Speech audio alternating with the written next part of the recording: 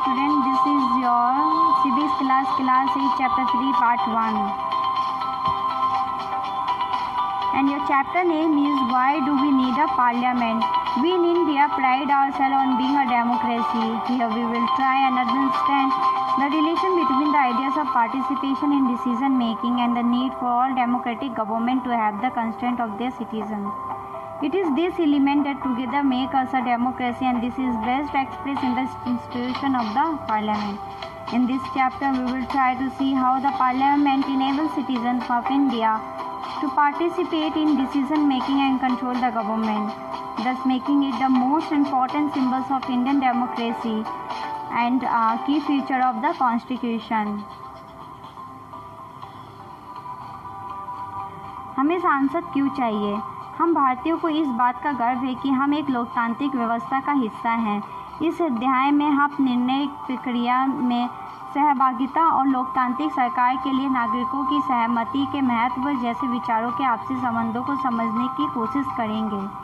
यही वे तत्व हैं जो निम्नलिखित रूप से भारत में एक लोकतांत्रिक व्यवस्था का निर्माण करते हैं। इस बात की सबसे अच्छी अभिव्यक्ति संसद के रूप में मिलती है। इस अध्याय में हम यह देखेंगे कि किस तरह हमारी संसद देश के नागरिकों को निर्णय प्रक्रिया में हिस्सा लेने और सरकार पर अंकुश रखने में मदद देती है। इस आधार पर संसद भारतीय लोकतंत्र का सबसे महत्वपूर्ण प्रतीक है और संविधान का केंद्रीय तत्व है। Why should people decide? India, as we know, became independent on 15 August 1947. Preceding this was a long and difficult struggle in which many sections of society participated. People from various backgrounds joined the struggle, and they were inspired by the ideas of freedom, equality, participation in decision making. Under colonial rule, the people have lived in fear of the British government and did not agree with many of the decisions that they took. But they faced grave danger if they tried to criticize this decision. The freedom movement changed this situation. The nationalists began to openly criticize the British government and make demands. As far back as 1885, the Indian National Congress demanded that there will be elected members in legislature with a right to discuss the budget and ask questions.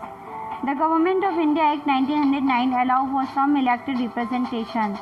While this early legislature under the British government were in response to the growing demand of the nationalists, they did not allow for all adults to vote, nor could people participate in the decision making. लोगों को फैसला क्यों लेना चाहिए? जैसा कि हम जानते हैं कि भारत 15 अगस्त 1947 को आज़ाद हुआ। इस आज़ादी के लिए पूरे देश की जनता ने एक लंबा और मुश्किल संघर्ष चलाया था।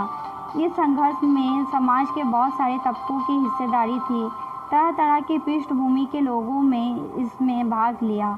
वे स्वतंत्र, समानता तथा निर्णय प्रक्रिया में हिस्सेदारी के विचारों से प्रेरित थे। औपनिवेशिक शासन के तहत लोग ब्रिटिश सरकार से भयभीत रहते थे। वे सरकार के बहुत सारे फैसलों से सहमत थे, लेकिन अगर वे इन फैसलों की आलोचना करते तो उन्हें भारी खतरों का सामना करना पड़ता था। स्वतंत्रता आंदोलन ने यह स्थिति बदल डाली। राष्ट्रवादी खुलेआम ब्रिटिश सरकार की आलोचना करने लगे और अपनी मांगें पेश करने लगे। 1885 में ही भारतीय राष्ट्रीय कांग्रेस ने मांग की कि विधायिका में निर्वाचित सदस्य होने चाहिए, उन्हें बजट पर चर्चा करने एवं प्रश्न पूछने का अधिकार मिलना चाहिए। 1909 में बने गवर्नमेंट ऑफ इंडिया एक्ट ने कुछ हद तक निर्वाचित प्रतिनिधित्व की व्यवस्था को मंजूरी दे दी।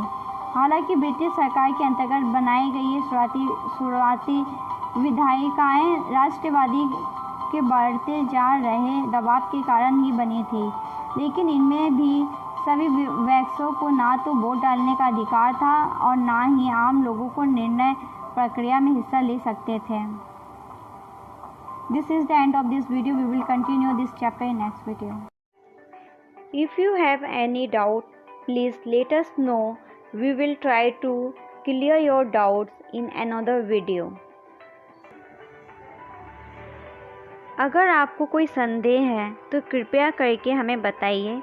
हम अगले वीडियो में आपके संदेह को दूर करने का प्रयास करेंगे। you.